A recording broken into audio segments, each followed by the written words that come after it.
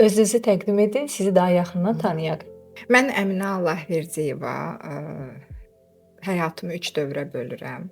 İlk başladığım vaxtlarda aparıcı, daha sonrakı vaxtlarda müəllimə və son bu 13 illik fəaliyyətimdə isə mama ginekoloq kimi işləmişəm, fəaliyyət göstərmişəm. Hal-hazırda da hər kəs elə həkim kimi tanıyır.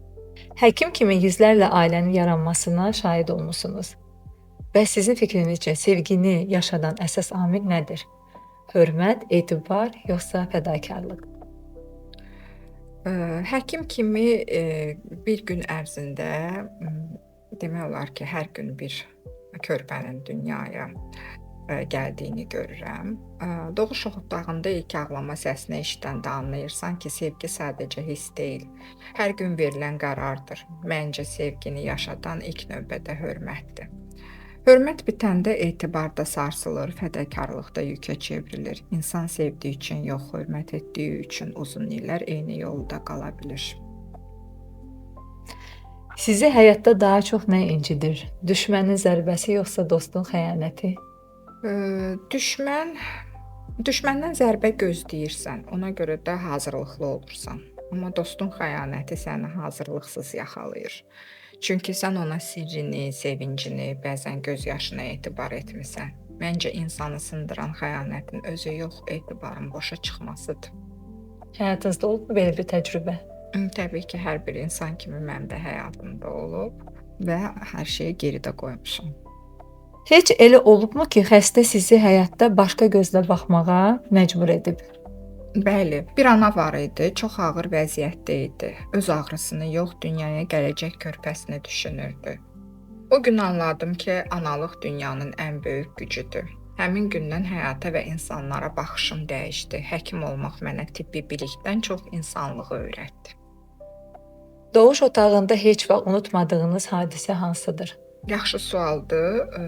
Doğuş otağında hər körpənin ilk nəfəsi bir möcüzədir, bilirsiniz. Amma bəzən elə anlar olur ki, saniyələr taleyi dəyişir. O gərginlik, sonra körpənin ilk səsi, o an bütün yorğunluq yox olur. Həmin hissi sözlə ifadə etmək mümkün deyil. Mən hər dəfə bunu yaşayanda peşəmi yenidən sevirəm, sanki ona yenidən bağlanıram.